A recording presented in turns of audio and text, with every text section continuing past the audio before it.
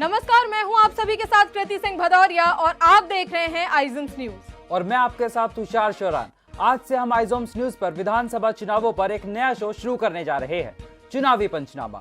इस शो में हम आपके सामने चुनावों की छोटी से छोटी और बड़ी से बड़ी खबर आपके सामने रखेंगे। यकीनन एक भी खबर छूटेगी नहीं। बिल्कुल तुषार, इस वक्त सबके जहन में यही सवाल है कि आखिर मध्य प्रदेश में शिव का कायम रहेगा राज या कमल बनेंगे नाथ। मध्य प्रदेश के दिल में क्या है और राजस्थान के रण में किसकी रणभेरी? राजस्थान में जादूगर करेंगे खेल या वसुंधरा करेगी बीजेपी को रेलम पे? राजस्थान में राज बदलेगा या रिवाज? छत्तीसगढ़ में छत्तीसगढ़िया या चावल वाले बाबा, कौन होगा राजा? तेलंगाना में केसीआर को फिर मौका या कांग्रेस को चांस? मिजोरम में अब की बार किसकी सरकार? इस वक्त हमारे साथ सभी सहयोगी हमारे मौजूद हैं। आद्या शर्मा मौजूद हैं राजस्थान के डेटा सेंटर से, और इस वक्त छत्तीसगढ़ डेटा सेंटर से हमारे सहयोगी अभिषेक तिवारी हमारे साथ जुड़ चुके हैं। मिजोरम के डेटा सेंटर से जुड़ चुकी हैं हमारे साथ रिया सिंह। तो आइए बिना वक्त गवाए शुरुआत करते हैं मध्य प्रदेश से। जी तुषार, सबसे पहले तो यह जरूरी है कि 2018 के चुनाव के नतीजे जान लिए जाएं। पिछले चुनाव में बीजेपी को 41% वोट और कांग्रेस को भी 41% वोट ही मिले थे, पर जब संख्या में देखा गया तो बीजेपी तकरीबन 47,000 वोट से आगे थी। जब वोट शेयर सीटों में तब्दील हुए तो कांग्रेस पार्टी बड़ी पार्टी बनकर उभरी। कांग्रेस को 114 सीट पर जीत हासिल हुई, जो पूर्ण बहुमत के केवल 2 सीट पीछे थी। वहीं बीजेपी का 109 सीटों पर ही ताला बंद हो गया। 230 सीट वाले इस राज्य में हर रोज नए मुद्दे सामने आते हैं और जब चुनावी माहौल हो तो मुद्दे हों भी क्यों ना। इस वक्त अब आप सबके जहन में यह सवाल होगा कि आज की स्थिति में मध्य प्रदेश का क्या हाल है। मध्य प्रदेश चुनाव की बड़ी बातें क्या हैं? अब आपके सामने मध्य प्रदेश चुनाव की बड़ी बातें मैं आपको बताने जा रही हूँ। मध्य प्रदेश में 2020 मार्च में बगावत कर ज्योतिरादित्य सिंधिया बीजेपी में शामिल हो गए। ग्वालियर चंबल रीजन की 34 सीटों पर सस्पेंस बरकरार है।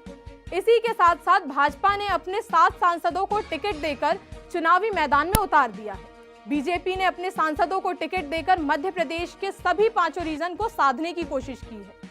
वहीं दूसरी तरफ मध्य प्रदेश में कांग्रेस ने पहले तो श्राद्धों का नाम लेकर उम्मीदवारों का ऐलान नहीं किया और हिंदुत्व की पिच पर खेलने के लिए नवरात्रों के पहले ही दिन अपने उम्मीदवारों की सूची जारी कर दी।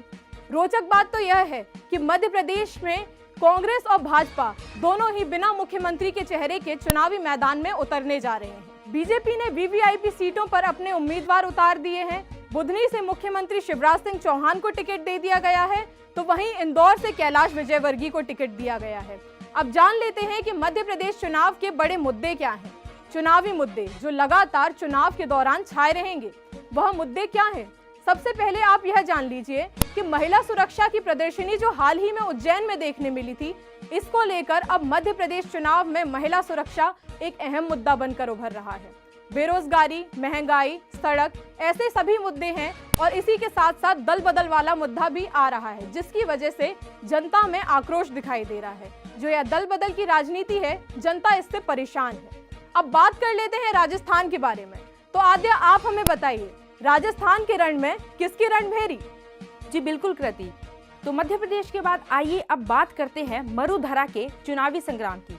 तो राजस्थान सीटों की दृष्टि से एक महत्वपूर्ण राज्य है और राजस्थान में 23 नवंबर को 200 विधानसभा सीटों पर चुनाव होने जा रहे हैं, जिसके नतीजे 3 दिसंबर को आएंगे। तो 2018 के राजस्थान के चुनावी नतीजों के बारे में सबसे पहले हम जानते हैं। तो 2018 में राजस्थान में बीजेपी को 39%, कांग्रेस पार्टी को 39% और अन्य को 22% वोट मिले थे। वहीं सीटों की अगर बात करें तो बीजेपी को 200 में से 73 सीटें, कांग्रेस पार्टी को 100 और अन्य को 27 सीटें मिली थी। तो चलिए अब बात करेंगे राजस्थान के सियासी रण की। तो राजस्थान में बीजेपी और कांग्रेस की आपसी कलह एक अहम मुद्दा बन सकता है।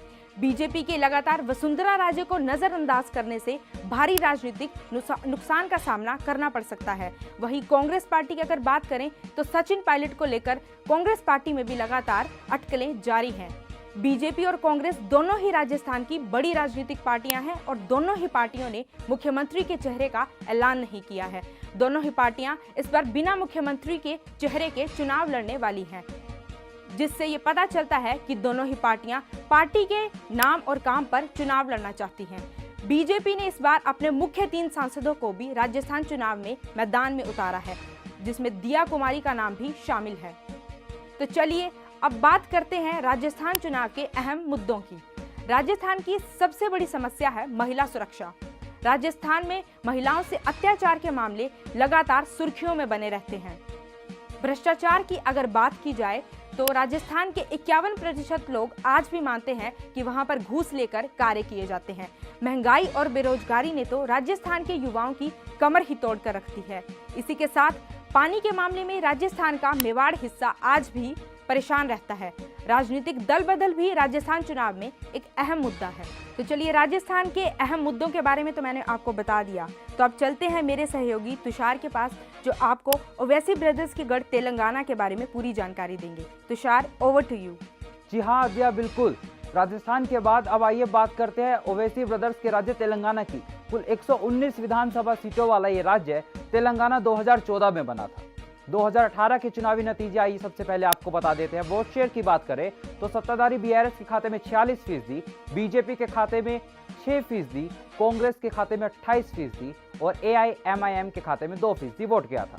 सीटों की बात करें तो सत्ताधारी बीआरएस के खाते में 88, कांग्रेस के खाते में 19, बीजेपी महज 1 सीट पर सिमट गई और असदुद्दीन ओवैसी की पार्टी के खाते में 7 सीटें थी। अब यकीनन आप सबके जहन में यह सवाल होगा कि तेलंगाना चुनाव किस ओर जा रहा है। तेलंगाना चुनाव को अपडेट इस वक्त मैं आपके सामने रखने जा रहा हूं। तो आइए सबसे पहले जान लेते हैं तेलंगाना चुनाव की कुछ बड़ी बातें। तेलंगाना में 30 नवंबर को मतदान है और यकीनन 3 दिसंबर को चुनावी नतीजे आएंगे। उसके बाद आपको बता दें कि कांग्रेस ने 6 वचन अपने जारी किए हैं। महिलाओं, युवाओं सबके लिए इसमें से निकला है सामान, यानी कि मुफ्त की रेवड़ियां। बीआरएस के खिलाफ सत्ता विरोधी लहर है, जिसका सीधा सीधा फायदा कांग्रेस को हो सकता है। बीजेपी के वोटों में भारी बढ़त का अनुमान है, क्योंकि बीआरएस का वोटर बीजेपी को वोट कर सकता है।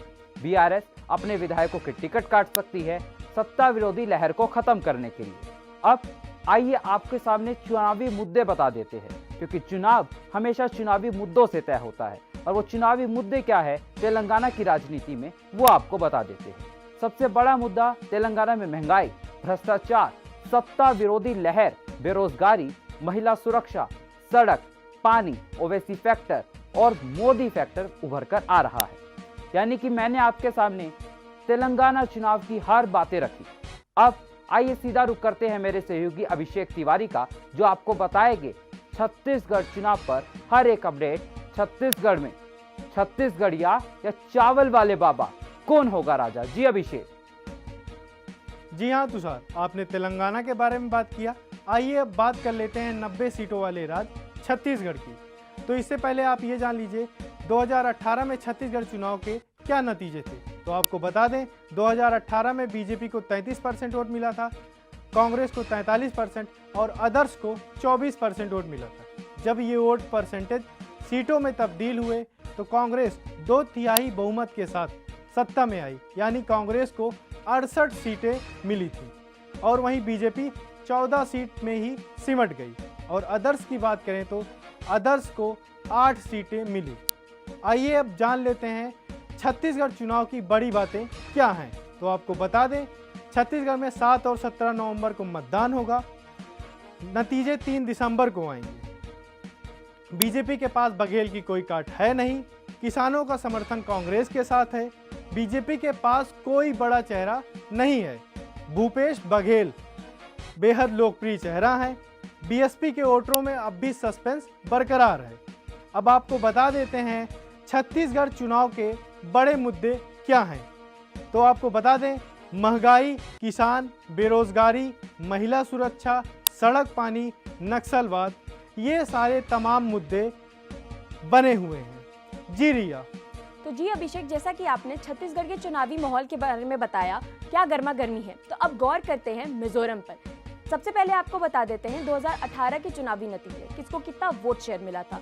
सबसे पहले बात करें बीजेपी को, तो बीजेपी को मिला था 1%, वहीं कांग्रेस को मिला था 29%, एमएनएफ को मिला था 37% और वहीं जेडपीएम को 22%। जब ये वोट शेयर सीटों में तब्दील हुए तो एमएनएफ की सरकार बनी थी। चलिए आपको अब इसके साथ बता देते हैं मिजोरम के 5 चुनावी खास बातें।